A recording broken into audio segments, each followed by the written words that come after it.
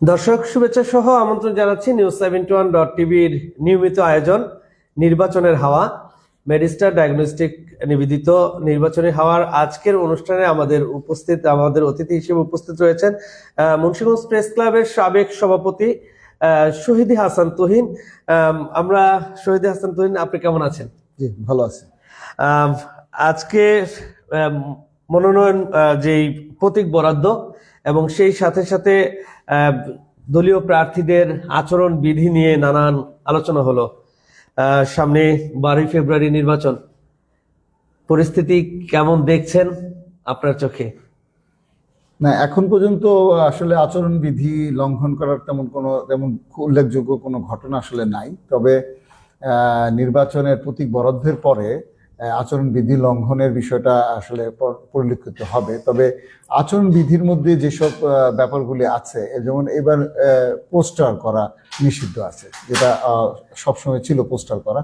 যেমন পোস্টার করতে পারো না, কিন্তু হ্যান্ড বিলিং করতে পারো। তো এই বিষয়গুলো পরিষ্কার। আরেকটা জিনিস হচ্ছে যে যারা আচরণবিধি আসলে লঙ্ঘন হয়, যারা একটু বেশি ক্ষমতাসীন বা প্রভাবশালী লোক, যাদের মাসেল পাওয়ার খুব বেশি থাকে অর্থনৈতিকভাবে, তারাই আসলে এগুলি লঙ্ঘন করে সাধারণত। যেগুলি আসলে আমাদের আইন শৃঙ্খলা বাহিনী বা প্রশাসন যারা আছে, রিটার্নিং অফিসার যারা আছেন, তারা আসলে এটা দেখভাল করার দায়িত্বে থাকেন। তো অনেক ক্ষেত্রে দেখা যায় যে আচরণবিধি লঙ্ঘন হলো আসলে খুব বেশি ইফেক্টিভ হয় না। আমরা বিগত নির্বাচনগুলিতে দেখছি যে অনেকে আচরণবিধি লঙ্ঘন করছে। যেমন যে কটা ক্যাম্প থাকে, বুথ থাকে, নির্বাচনী ক্যাম্প থাকার কথা তার চেয়ে অধিক সংখ্যক থাকে। তারপরে ক্যাম্প জ্বালিয়ে দেওয়া বা ক্যাম্প ভেঙে ফেলা, এই ধরনের অনেক দুর্ঘটনা বা অনেক সহিংস ঘটনাও ঘটে। সেগুলি নিরাপত্তার প্রশ্নে আসলে সরকারের পর্যাপ্ত পুলিশ আইন শৃঙ্খলা বাহিনী থাকা দরকার এবং সেগুলি সবসময় মনিটরিং করা দরকার। আরেকটা জিনিস হচ্ছে যে মসজিদ, মন্দির, তারপরে প্যাগোডা, বিভিন্ন ধর্মীয় উপাসনালয় যেগুলি আছে, এগুলি ব্যবহার করা নিষিদ্ধ করা হয়েছে। যারা দলীয় প্রার্থী আছেন বা ধর্মকে ব্যবহার করে বা ওই জায়গায় কোনো ক্যাম্পেইন করা বা কোনো নির্বাচনের প্রচারণা চালা যাবে না। তো এই বিষয়টাও আসলে খুব দেখা দরকার, কারণ সরকার বা রিটার্নিং অফিসার এনারা যদি এটা না দেখেন, তাহলে আসলে সেই জায়গাটাও আসলে আচরণবিধি লঙ্ঘন হবে। আচরণবিধি লঙ্ঘনের মধ্য দিয়ে কিন্তু আইন শৃঙ্খলা পরিস্থিতির অবনতি ঘটতে থাকে।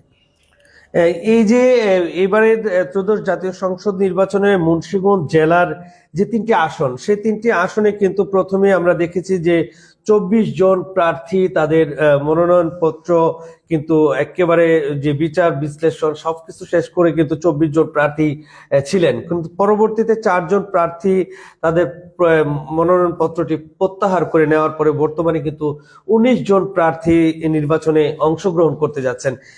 এই দিক থেকে এবারের যে নির্বাচন অনুষ্ঠিত হচ্ছে, সেই নির্বাচনের শক্ত প্রতিদ্বন্দ্বী যদি ধরা হয় যে 10 দলীয় যে জোট রয়েছে এবং বিএনপি এছাড়া ইসলামী আন্দোলন, এই দলগুলোর মধ্যে আমরা দেখেছি যে এই যে 2টি আসন রয়েছে, মুন্সিগঞ্জ 1 এবং মুন্সিগঞ্জ 3, এই মুন্সিগঞ্জ 1 এবং মুন্সিগঞ্জ 3 এই 2টি আসনের মধ্যে বিএনপির 2 জন প্রার্থী ছিলেন নির্বাচনের যে মনোনয়নপত্র দাখিলের পর, কিন্তু আজকে আমরা যে বিষয়টি জানলাম যে তাদের দল থেকে বহিষ্কার করা হয়েছে। সেক্ষেত্রে এই যে দলের প্রার্থীর সাথে আরেক দলের এই যে ধানের শীষের প্রার্থীর সাথে স্বতন্ত্র প্রার্থীর যে নির্বাচনটা, এই নির্বাচনটা আসলে মাঠের পরিস্থিতি কেমন হতে পারে বলে আপনি মনে করেন? না, আজকে যে আমরা খবর পেলাম যে 2 জন প্রার্থী বিএনপির, একজন মমিন আলী 1 নং মুন্সিগঞ্জ 1 আর মহিউদ্দিন আহমেদ মুন্সিগঞ্জ 3 আসন থেকে স্বতন্ত্র প্রার্থী হিসেবে প্রতীক পেয়েছেন, কিন্তু বিকেলে আমরা খবর পেলাম যে তাদেরকে বহিষ্কার করা হয়েছে। এবং বাংলা বিএনপির অন্যান্য যে স্বতন্ত্র প্রার্থী ছিল বাংলাদেশের বিভিন্ন কনস্টিটিউয়েন্সিতে, সেখান থেকেও বহিষ্কার করছে। তো এখন একটা বড় দল যদি তার পার্টি থেকে বহিষ্কার করে, সেই জায়গায় কিন্তু আমাদের মনে হয় যে নির্বাচন করা স্বতন্ত্রভাবে খুবই কঠিন হয়ে দাঁড়াবে। কারণ দীর্ঘ বছর পর বিএনপি ভোট দিতে যাচ্ছে বিএনপির পক্ষে ধানের শীষের যারা সমর্থক আছে বা বিএনপির যারা শুভাকাঙ্ক্ষী, সেই ক্ষেত্রে স্বতন্ত্র প্রার্থীরা খুব বেশি সুবিধা করতে পারবে বলে আমার কাছে মনে হয় না। কারণ কারণ যারা এই বিএনপি যে নেতাদের পেছনে ছিল, বিএনপি নেতা কর্মীরা, তাদের কিন্তু যেহেতু বহিষ্কার করছে, সেহেতু তাদের কিন্তু তাদের নিজের নেতৃত্ব বা টিকে রাখতে হলেও কিন্তু তার কিন্তু যাকে নমিনেশন পার্টি থেকে দিয়েছে ধানের শীষ, তাদের পক্ষেই থাকতে হবে, নইলে তো তাদেরও কিন্তু রাজনৈতিকভাবে ক্ষতিগ্রস্ত হওয়ার সম্ভাবনা আছে। তো নেতারা যদি বিভিন্ন অঞ্চলের যে নেতারা যদি বিএনপির পক্ষে না, যদি স্বতন্ত্রের পক্ষে থাকে, তাদের কিন্তু এটা ক্ষতি হবে এবং সেই আশঙ্কা তো আছে। ফলে দেখা যাবে আলটিমেটলি এই ধানের শীষের পক্ষে সাধারণ মানুষ বা ভোটাররা যাবে, খুব বেশি স্বতন্ত্র খুব সুবিধা করতে পারবে বলে আসলে আমার কাছে মনে হয় না। তবে তাহলে যদি আপনার বিষয়টা যদি এরকম হয় যে এই যে ত্রিমুখী বা চারমুখী একটি লড়াই, যে লড়াইয়ের মধ্যে কিন্তু আপনার একটি শক্ত অবস্থানের যে জানানটা আমরা দেখছি যে 10 দলীয় জোটে, যেমন মুন্সিগঞ্জ 3 আসন থেকে জামাতে ইসলামের যিনি প্রার্থী ছিলেন সেই প্রার্থী কিন্তু সরে তাদের যে শরিক প্রার্থী রয়েছেন নূর হোসেন নুরানী, তাকে সমর্থন করেছেন এবং সেখানে কিন্তু এনসিপিরও কিন্তু এই জোটের মধ্যে রয়েছে। এই যে স্বতন্ত্র প্রার্থী ধানের শীষ এবং এই যে 10 দলীয় জোট, এর মধ্যে আসলে নির্বাচনী ফলাফলের দিকটা আসলে কেমন হতে পারে বলে মনে করেন? আসলে এই মুন্সিগঞ্জ আসলে বিএনপি অধ্যুষিত এলাকা মূলত, এরপর পরবর্তীতে আওয়ামী লীগও এই এলাকায় নির্বাচিত হয়েছে বিভিন্ন সময়। তো আসলে কি জামাত ইসলামী এবং জামাত ইসলামের সাথে যেসব জোটগুলি অন্তর্ভুক্ত হয়েছে, বিশেষ করে এনসিপি এবং অন্যান্য ইসলামিক দল, এই জায়গাতে আসলে তাদের খুব বেশি জনভিত্তি সেইভাবে আসলে কিন্তু পলিটিক্যালি গড়ে ওঠে নাই, বা রাজনৈতিকভাবে ভিত্তি খুবই দুর্বল এবং তাদের অনেকেই আননোন ফেস। নূর হোসেন নুরানীকে আসলে সবাই চিনে, সেই অর্থে জাতীয়ভাবেই চিনে, কিন্তু লোকালিও চিনে, কিন্তু আসলে তাদের যে কর্মকাণ্ড, তারা কিন্তু সেন্ট্রালি কর্মকাণ্ডগুলি করছে। নূর হোসেন নুরানী আসলে স্থানীয়ভাবে তার কিন্তু খুব একটা, তিনি মূলত আসলে ওয়াজের কাজগুলি করেন, ওয়াজ মাহফিল টাহফিল করেন, কিন্তু পাবলিকলি কাজ করা বা তাদের যে অফিস, তাদের যে রুট লেভেল পর্যন্ত তাদের যে কর্মকাণ্ডগুলি আসলে পরিলক্ষিত হয় না। সুতরাং পার্টির যে মূল শক্তি, সেটা হচ্ছে তৃণমূল পর্যায়ে কর্মকাণ্ড পরিচালনা করা। সেই অর্থে আসলে সাংগঠনিকভাবে তেমন একটা কাজ নাই। তো এনসিপিও নতুন এবং নুরানীও এই অঞ্চল থেকে নতুন নির্বাচন করছেন। আর জামাতে ইসলামের অবস্থানটা সাংগঠনিকভাবে শক্তি হলো, কিন্তু মুন্সিগঞ্জে তেমন একটা সুবিধা করতে পারবে। সুতরাং আমার কাছে মনে হচ্ছে আগামী নির্বাচনটা খুব বেশি কম্পিটিটিভ হবে না বা প্রতিদ্বন্দ্বী হবে না বলে আমার কাছে মনে হয়। এবং আজকে যখন প্রতীক বরাদ্দ হয়, তখন কিন্তু জেলা রিটার্নিং কর্মকর্তার কার্যালয়ে যখন এই আচরণ বিধি নিয়ে নানা ধরনের প্রশ্ন করেন বা আচরণ বিধি সম্পর্কে যখন জানানো হয় এবং যখন প্রার্থীদের কাছ থেকে বিভিন্ন ধরনের উত্তর জানতে চেয়েছিলেন জেলা রিটার্নিং কর্মকর্তা, তখন প্রার্থীরা কয়েকটি প্রশ্ন, যেমন বিগত যেই 4 আগস্ট বা 5 আগস্টে যখন মুন্সিগঞ্জে থানার লুট করা হয়, সেই সময়ে যে লুটকৃত অস্ত্র উদ্ধার নিয়ে যাওয়া হয়, সেই অস্ত্রগুলোর নিয়ে নানান ধরনের প্রশ্ন করা হয়েছে যে সামনের নির্বাচন, সেই নির্বাচনের অস্ত্রের ব্যবহার হওয়ার সম্ভাবনা রয়েছে এবং মুন্সিগঞ্জ 3 আসনের যে চরাঞ্চলগুলো রয়েছে, সেই চরাঞ্চলগুলোতে কিন্তু ককটেল বিস্ফোরণের ঘটনাগুলো ঘটে। সেক্ষেত্রে আসলে এই নির্বাচনকে ইস্যু করে কোনো ধরনের বিশৃঙ্খলা সৃষ্টির কোনো সম্ভাবনা কি দেখছেন মনে করেন? হ্যাঁ, আসলে এই নির্বাচন শুধুই না, আমরা আসলে নিরাপত্তাহীনতার বিষয়টা তো আছেই। কারণ অস্ত্র লুটের পরের থেকে বিভিন্ন রকম সহিংসতার ঘটনা তো আছে এবং যেসব অস্ত্রগুলি লুট হয়েছে সেগুলো অধিকাংশ উদ্ধার করা সম্ভব হয়নি এখনো। ফলে একটা আশঙ্কা তো থাকবেই। আর তাছাড়া যে জিনিসটা ঘটেছে যে মুন্সিগঞ্জ 3 আসনের এমপি পদপ্রার্থী বিএনপি থেকে কামরুজ্জামান রতন, উনি কিন্তু গানম্যান চেয়েছেন। তা গানম্যান চেয়েছেন মানে কি, মানে নিরাপত্তা একটা তো একেবারে প্রকাশ্যে, যে আগের এমপিরা আমরা কখনোই শুনি নাই যে গানম্যান সরকার থেকে বরাদ্দ করা হবে বা দেয় এরকম। তাহলে নিশ্চয়ই এখানে নিরাপত্তার বিরাট রকম একটা ঝুঁকি আছে, যে জন্য গানম্যান চেয়েছে। সবচেয়ে বড় প্রশ্ন হচ্ছে যে একজন প্রার্থী গানম্যান পেলো বা তার সিকিউরিটি পেলো, কিন্তু যা সাধারণ ভোটারদেরও তো ভোট দিতে যেতে হবে এবং ভোট নিরাপত্তাহীনভাবে দিয়ে আবার বাড়ি ফিরতে হবে। সেই ক্ষেত্রে আমরা আশঙ্কা প্রকাশ করছি যে আসলে কিভাবে রুলস অ্যান্ড রেগুলেশনস বা আইন শৃঙ্খলার কাজগুলি তারা আসলে সঠিকভাবে করতে পারবে কিনা, এটা নিয়েও আসলে আমাদের জনমনে অত্যন্ত শঙ্কাজনক অবস্থা বিরাজ করছে।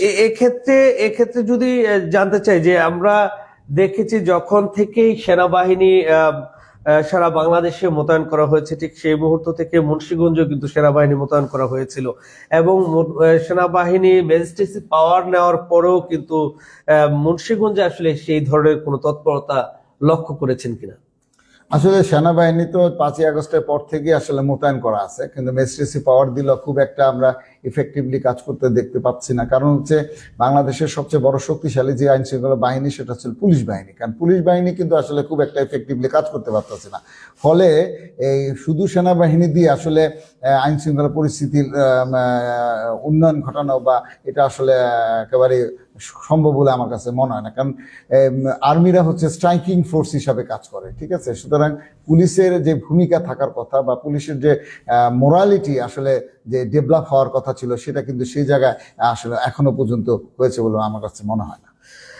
দর্শক, আপনারা শুনছিলেন মুন্সিগঞ্জের মুন্সিগঞ্জে যে 3টি নির্বাচনী আসন, সেই নির্বাচনী আসনের যে নির্বাচন পরিস্থিতি, সেই নির্বাচন পরিস্থিতি নিয়ে আমরা কথা শুনছিলাম মুন্সিগঞ্জ প্রেস ক্লাবের সাবেক সভাপতি সাংবাদিক শহীদী হাসান তুহিন। আমরা তার কাছ থেকে জানছিলাম যে নির্বাচনের মাঠের আইন শৃঙ্খলা পরিস্থিতি কেমন রয়েছে এবং সর্বোপরি যে প্রতিদ্বন্দ্বীরা রয়েছে সেই প্রতিদ্বন্দ্বীদের নির্বাচনী পরিবেশ কেমন হবে সেই বিষয়গুলো আমরা জানছিলাম। আমরা একটু আপনার কাছ থেকে জানতে চাই যে আসলে এই যে এবারের যে নির্বাচন, সেই নির্বাচনে কিন্তু 2টি নির্বাচনই কিন্তু অনুষ্ঠিত হচ্ছে। একটি হচ্ছে জাতীয় সংসদ নির্বাচন, আরেকটি হচ্ছে জাতীয় সনদের অনুকূলে যে গণভোট, সেই গণভোটের প্রচারণাটা আপনি কেমন দেখছেন? আসলে গণভোটটা আমাদের এই সরকার ইন্টারিম গভর্নমেন্ট যেটা চেয়েছেন, এবং এই সরকার সরাসরি হ্যাঁ ভোটের পক্ষে প্রচারণা চালাচ্ছেন। আমি জানি না সেটা আচরণবিধির মধ্যে পড়ে কিনা বা সেটা একটা তার এখানে নিরপেক্ষতার যে আমরা কথাটা বলছি, সেই জায়গায় কিন্তু সরকার যখন একটা পক্ষ নেয় তখন কিন্তু জনগণের পক্ষ নিয়ে একটা প্রশ্নবিদ্ধ এবং দ্বিধাবিভক্ত অবস্থানে তৈরি হয়। তা আমরা যেটা দেখছি যে বাংলাদেশের যে দলীয় সরকারগুলি কিন্তু নিরপেক্ষতা হারিয়েছে, এবং আমরা তত্ত্বাবধায়ক সরকারের আন্দোলন শুনেছি। বিএনপি কিন্তু তো পরবর্তীতে তত্ত্বাবধায়ক সরকার না পাওয়ার কারণে একতরফা ইলেকশন আমলি করেছে। সুতরাং দলীয় শক্তির মধ্য দিয়ে যে নির্বাচনগুলি হয় সেগুলি আসলে একপেশী এবং একপাক্ষিক নির্বাচন হয়, এবং ইন্টারিম গভর্নমেন্টের কিছু আমরা কিন্তু চেয়েছিলাম যে একটা নিরপেক্ষ নির্বাচন হবে, কিন্তু গভর্নমেন্ট যখন একটা পক্ষ অবস্থান করে তখন কিন্তু নিরপেক্ষতা নিয়ে প্রশ্নবিদ্ধ হয়। কারণ এই গভর্নমেন্ট কিন্তু একটা দল, যে জুলাই যোদ্ধা বা জুলাই যারা সমর্থক বা জুলাইদের সমন্বয়ক, এদেরকে নিয়ে কিন্তু একটা দল গঠন করছে এনসিপি, তার সরকারি সহযোগিতায় বিভিন্ন রকম ডিরেক্টলি ইনডিরেক্টলি সহযোগিতা। সুতরাং তাদেরও কিন্তু একটা দল আছে। সুতরাং এই দলটা আবার জামাতে ইসলামের সাথে জোট বেঁধেছে এই আগামী সংসদ নির্বাচনে অংশগ্রহণ করছে। তো এইগুলি তাহলে এই এই এই এই এই ইন্টারিম গভর্নমেন্টও কিন্তু একটা দলভুক্ত বলে আসলে, সুতরাং এখানে নিরপেক্ষতা নিয়ে একটা প্রশ্ন তো নিশ্চয়ই থেকে যাচ্ছে। যদি আপনার কাছ থেকে মুন্সিগঞ্জের যে ভোটাররা রয়েছেন এবং মুন্সিগঞ্জের যে সকল সংবাদকর্মীরা এই নির্বাচনকে ঘিরে নির্বাচনী প্রচারণায় থাকছেন, এই দুই ভোটার এবং সংবাদকর্মীদের উদ্দেশ্যে আসলে আপনি একজন সংবাদকর্মী হিসেবে কি বলতে চান? আসলে সংবাদকর্মীরা পর্যবেক্ষকের যে কাজটা সে থেকে ডিফারেন্ট। এবং সংবাদকর্মীরা শুধু তাদের যে নিউজ পারপাসে যে তথ্যগুলি সংগ্রহ করা দরকার সেই আলোকে তারা আসলে সংবাদ সংগ্রহ করে। তাদের কিন্তু কোনো ম্যাজিস্ট্রেসি ক্ষমতা বা অন্য কোনো ক্ষমতা নেই। তাদের শুধু ক্ষমতা আছে দেখে তথ্য সংগ্রহ করা। কোনো নির্বাচনের কেন্দ্রে তারা কোনো প্রভাব বিস্তার করতে পারবে না। তারা কোনো রকম কাউকে কেন এখানে এই করলেন বা কেন এই জায়গায় ভোট দিলেন, কেন এগুলি করা তাদের দায়িত্ব নয়। এগুলি হচ্ছে ওখানকার যে প্রিজাইডিং অফিসার বা রিটার্নিং অফিসার যারা যারা আছে তারা দেখবে, আইন শৃঙ্খলা বাহিনী দেখবে। অনেক ক্ষেত্রে দেখা যায় সাংবাদিকরা নানাভাবে বিভিন্ন জনের প্রার্থীদের পক্ষে বিভিন্ন রকম প্রভাব বিস্তার করছে বা পক্ষে কাজ করছে। এই ধরনের কাজটাকে আমি আসলে মনে করি একটা নীতি বহির্ভূত এবং সাংবাদিক ইথিক্স বহির্ভূত কর্মকাণ্ড। এবং আমি মুন্সিগঞ্জ প্রেস ক্লাবের পক্ষ থেকে এবং সাংবাদিকদের সকল সাংবাদিকদের পক্ষ থেকে আহ্বান জানাবো যে যাতে এই ধরনের কাজ যেন সাংবাদিকরা না করে, কারো কোনো প্রতিদ্বন্দ্বীর পক্ষে গিয়ে নির্বাচনী কর্মকাণ্ড যাতে পরিচালনা না করে। দর্শক, আমরা শুনছিলাম নির্বাচনী হওয়ার আজকের ব্যতিক্রমী আয়োজন, যে এই যে নির্বাচন, সেই নির্বাচনকে ঘিরে সাংবাদিকদের যে ভূমিকা, সেই ভূমিকার বিষয়ে আমরা জানছিলাম। এবং সেই সাথে সাথে মুন্সিগঞ্জের যে 3টি আসন, সেই 3টি আসনের নির্বাচনী পরিবেশটা কেমন রয়েছে এবং সেই বিষয়গুলো সম্পর্কে আমরা জানছিলাম। দর্শক, আপনারা জানেন যে আজ কিন্তু মুন্সিগঞ্জ জেলা রিটার্নিং কর্মকর্তার যে কার্যালয়, সেখানে কিন্তু দলীয় প্রতীক বরাদ্দর মধ্য দিয়ে কিন্তু আগামীকাল থেকে শুরু হচ্ছে নির্বাচনী আনুষ্ঠানিক প্রচারণা। সেই নির্বাচনী প্রচারণা চলবে আগামী 10 ফেব্রুয়ারি পর্যন্ত এবং 12 ফেব্রুয়ারি অনুষ্ঠিত হবে জাতীয় সংসদ নির্বাচন। দর্শক, news71.tv-র মাধ্যমে আমরা সব সময় এই নির্বাচনের সব তথ্য আমরা জানানোর চেষ্টা করব।